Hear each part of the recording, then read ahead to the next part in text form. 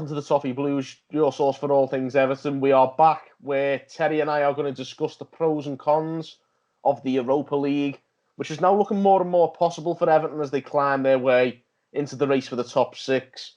Of course, we're discussing this because Carlo Ancelotti said today that he is hopeful that we could qualify for Europe for next season.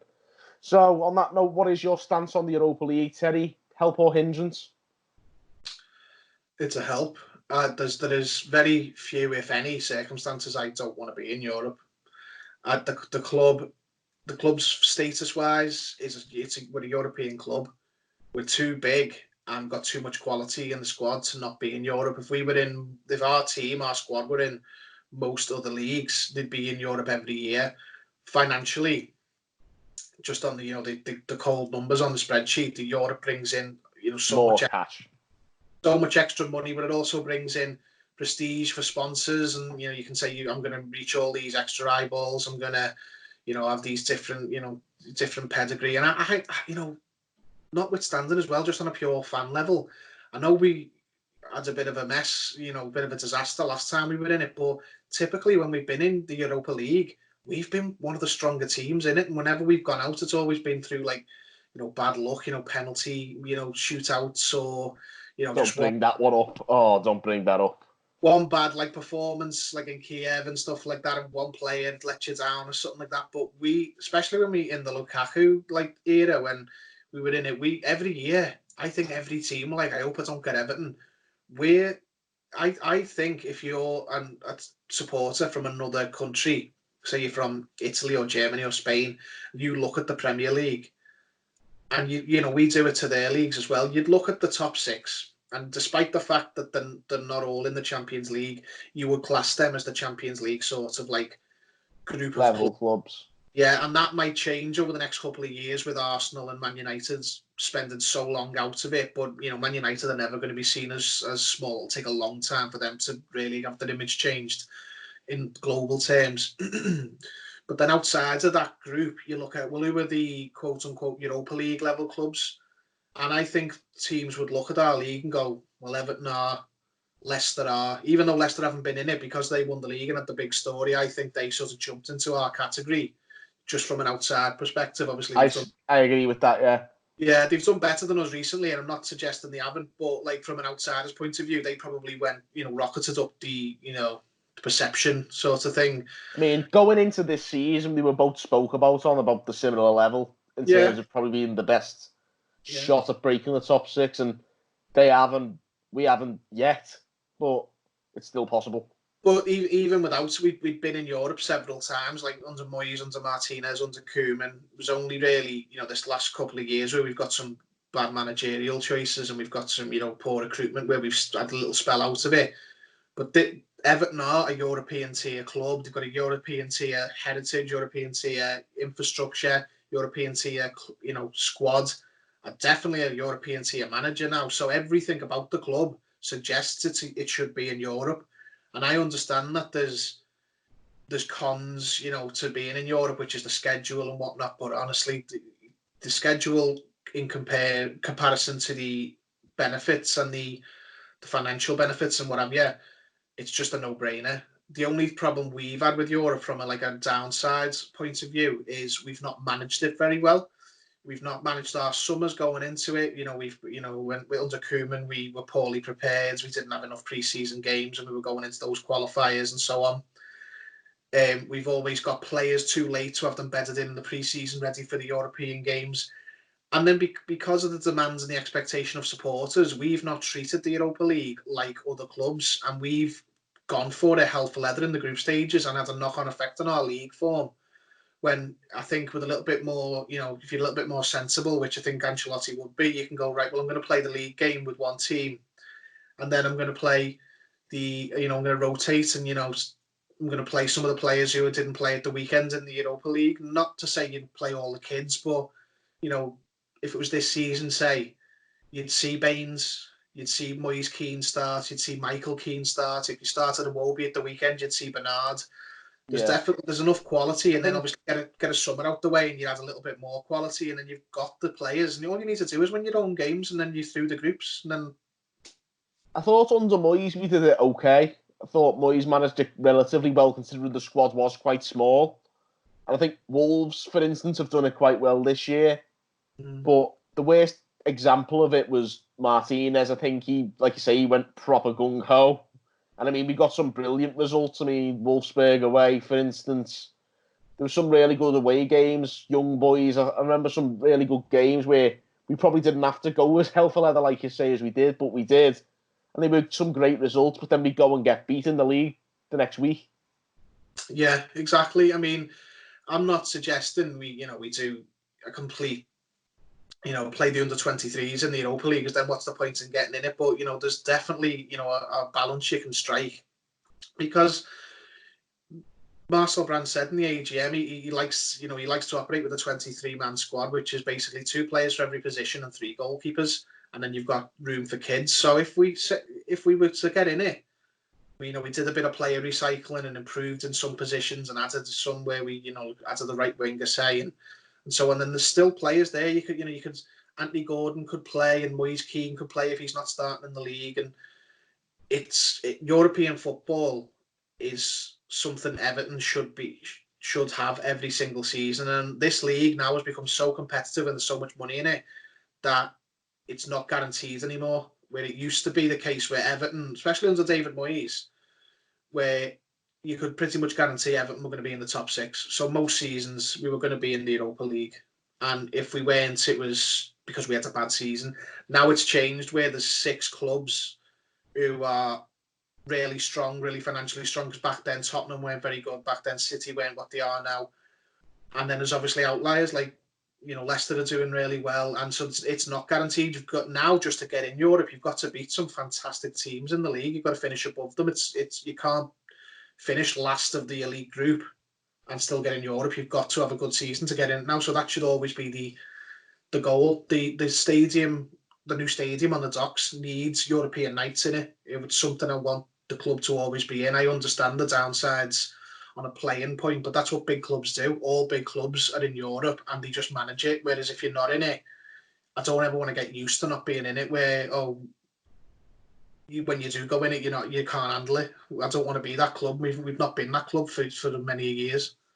I understand that completely. The most important thing for me is, like, we've talked about the financial side of things, the sort of prestige side of things, but for me, as a fan, I just want to go to more European games. That as well, like, all the benefits, but the biggest benefit is the supporters. How good is it going? Going to Latvia in July. Yeah, I know people drag on the Europa League and say, oh, it's going to Russia away on a Thursday night, but I want to go to Russia away on a Thursday night. I know. It's one thing at a time. The overall goal would be to be in the Champions League, but you can't make that massive leap. You've got to go back into the Europa League and consistently, do well in it and manage the schedule and so on, and then you can step to the higher level of opposition. One of the last times we were in Europe wasn't the most recent time, but the time before I did European aways and everything. It was one of the best experiences as a fan I've ever had. It's something that the club It is unbelievable. needs. I've never actually been, but I've seen clips of like Bergen when we played SK Brann and things like that. I wish they'd have gone to more of those. Yeah, honestly, it's fantastic. It's just something that Everton as a club should always strive for. I understand that people who think it's a hindrance if you're not going to win it, but I think if if Marcel Brands or Mafarad Mashiri were on this this Toffee Blues Skype, then I'm sure they'd say, oh, no, we need to be in Europe no matter what. If given the choice, we will always be in Europe. The only time I ever want to not be in Europe is if we don't make it. I never want to think, let's not finish in Europe. I think it's an absolute must for Everton. Like you say, it's something the club needs to have, like you say, but it will help change the image of the club as well. Being in Europe on a regular basis will remind teams of the club's prestige, which I don't think people are taking enough notice of us, and understandably so, but it's still not right. You don't want to spend too long out of it, because your perception won't change over one season to people abroad. But and when I say people abroad, that also counts players abroad. Like, you will genuinely, if you spend 5, 6, 7 years out of Europe, your perception will change. 2 or 3 years, you'll be fine. We'll still be seen as that sort of your Europa League tier team in the Premier League. But if we spend several more years out of it, then people are going to forget that and go, actually, they're just part of the Premier League, and we're not. We're well bigger than that. I still struggle to come to terms with the idea that AC Milan are crap now, because they've been bad that long now that it's settled in on everyone that they're bad, and I don't want to. I think this AC Milan situation is painfully similar to ours. Well, I think that would be a bit harsh, because they've fell from a greater height, and they're not as if we drew AC Milan in the Europa League, which please, I'd love that, because it's a massive name team who we could beat. We'd murder them. That's hard for me to get my head around, that we're not Everton are better than AC Milan now, but it's probably because AC Milan have been so badly managed, and this is me saying this, and tempting the universe to have us draw AC Milan and lose horribly. But I'll have that if we're in Europe. I mean, it'd be an interesting little story to have Carlo managing against them.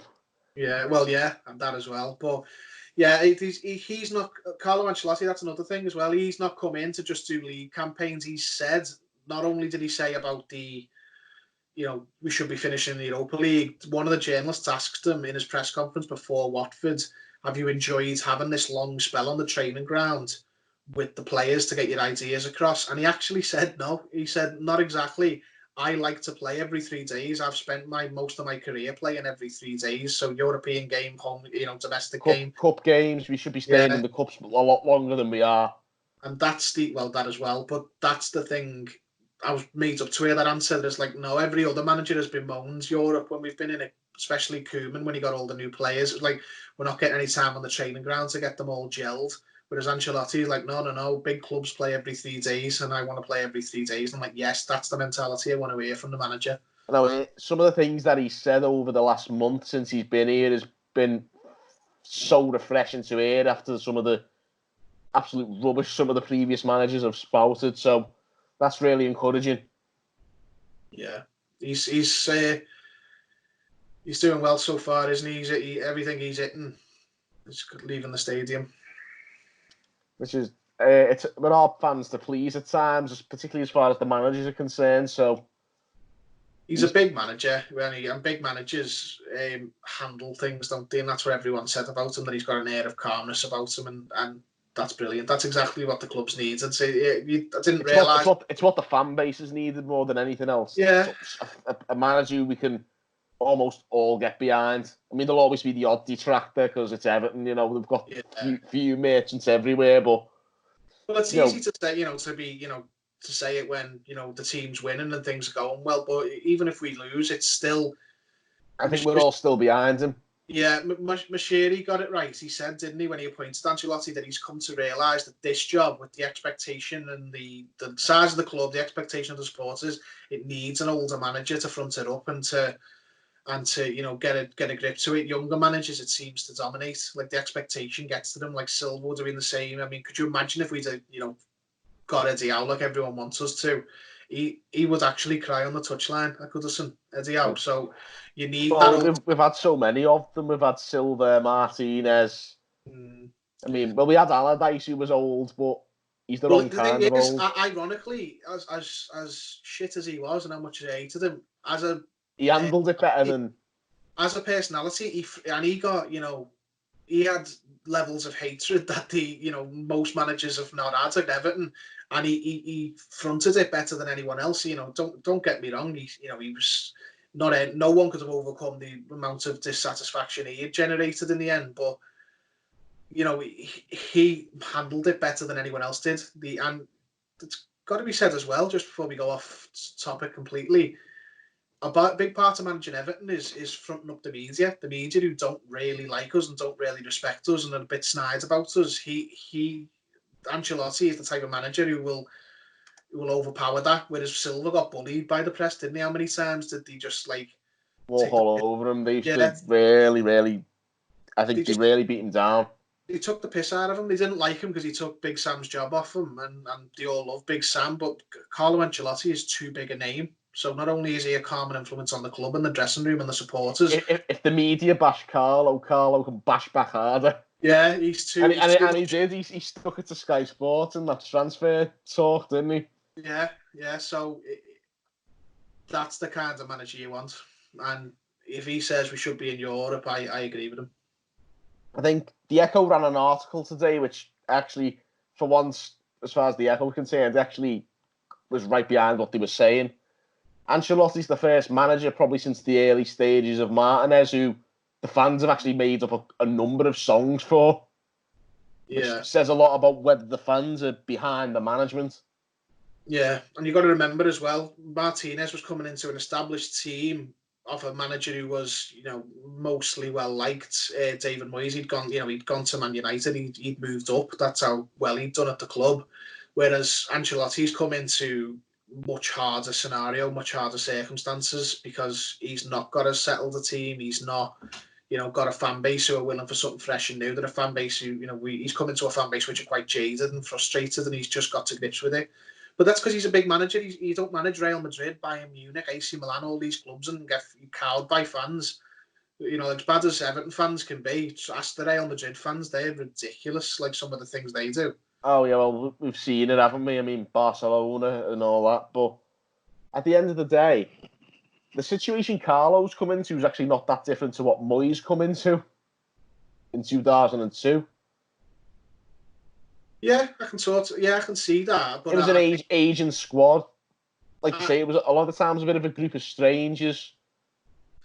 I think Moyes had more work to do in the transfer market, but I can see what you mean. Like that's the disarray. The club was doing. Yeah. The sort of. We had players on stupidly high wages who weren't contributing anywhere near enough. Especially the fans. Moyes came into a more frustrated fan base than most because of the 90s and whatnot, and it was it's the same with Carlo. Smith just got the sack as well.